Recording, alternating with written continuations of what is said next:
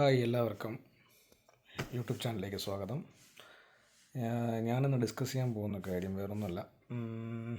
ഇപ്പോൾ എല്ലാവരും ഒരു ട്രെൻഡായിട്ടിരിക്കുകയാണല്ലോ, നമ്മുടെ നാട്ടിൽ നിന്ന് UAE-യിലേക്കും അല്ലെങ്കിൽ UK-യിലേക്കും യൂറോപ്യൻ കൺട്രീസിലേക്ക് ജോലി അന്വേഷിച്ച് വരുന്നത് അല്ലെങ്കിൽ പഠിക്കാൻ വരുന്നത്.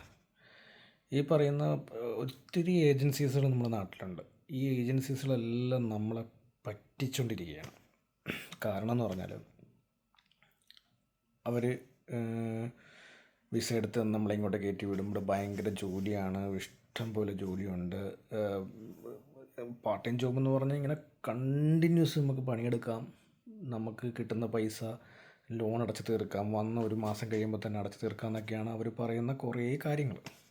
പക്ഷെ അതൊന്നും നടക്കത്തില്ല കേട്ടോ.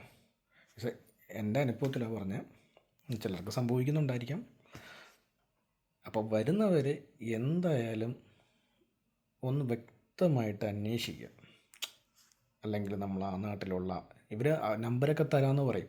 ഇവർ പേയ്മെൻ്റ് എല്ലാം കഴിഞ്ഞിട്ട് അവിടെ ഉള്ളവരുടെ ഡീറ്റെയിൽസ് തരാമെന്ന് പറയും. പിന്നെ ഇവിടെ ഉള്ളവരും ചിലപ്പം ഇങ്ങോട്ട് കയറി വരാതിരിക്കാൻ വേണ്ടി കള്ളത്തരവും പറയാം. പക്ഷേ നമ്മൾ ജെന്യൂൻ ആണോ എന്നുള്ളത് നമ്മളെപ്പോഴും അന്വേഷിക്കേണ്ടത് ഇവരുടെ സൈറ്റിൽ കയറിയിട്ട് അല്ലെങ്കിൽ ഇവിടുത്തെ ജോബിൻ്റെ റേഷ്യോ നമ്മളൊന്ന് ചെക്ക് ചെയ്തിട്ട് വേണം നമ്മൾ ഇങ്ങോട്ട് കയറി പോരാൻ. കാര്യം ഇവിടെ വന്നിട്ട് സ്ട്രഗിൾ ചെയ്യുന്ന ഒത്തിരി പേര്, ഇൻക്ലൂഡിങ് ഞാൻ ഉൾപ്പെടെ, ഒരുപാട് സ്ട്രഗിൾ ചെയ്യുന്നുണ്ട്. ഇപ്പം ഇവിടെ വന്നു കഴിഞ്ഞാൽ പിന്നെ പേയ്മെൻ്റ് എന്നൊക്കെ പറയുന്നത് വളരെ തുച്ഛമാണ്. ഇവിടെ നമുക്ക് നാട്ടിൽ കിട്ടുന്ന പേയ്മെൻറ്റ് കൺവേർട്ട് ചെയ്യുമ്പം ഓക്കെ ഉണ്ടെന്ന് പറയാം. പിന്നെ ടാക്സും അതും ഇതെല്ലാം അടച്ച് കഴിയുമ്പോൾ ഒന്നുമില്ല, നമുക്ക് ഒരു രൂപ പോലും നമുക്ക് സേവ് ചെയ്യാൻ പറ്റത്തില്ല. അങ്ങനെയാണ് ഇവിടുത്തെ കാര്യം. ഇപ്പം ഒരു ഈ സ്വീഡനിലെ കാര്യം നോക്കുവാണെങ്കിൽ നമുക്ക് ഒരു 15, മാക്സിമം പോയാൽ ഒരു 18,000 ക്രോണ നമുക്ക് കിട്ടും, സ്വീഡിഷ് ക്രോണ നമുക്ക് കിട്ടും. അത് നമുക്കിവിടുത്തെ room rent, ticket, travel ticket, പിന്നെ ബാക്കി അല്ലറ ചില്ലറ ചിലവുകളെല്ലാം കൂടെ പോയി കഴിയുമ്പോൾ നമുക്കൊന്നും കാണത്തില്ല. നമുക്ക് ഫീസിന് വേണ്ടി പോലും മാറ്റി വയ്ക്കാൻ പറ്റില്ല.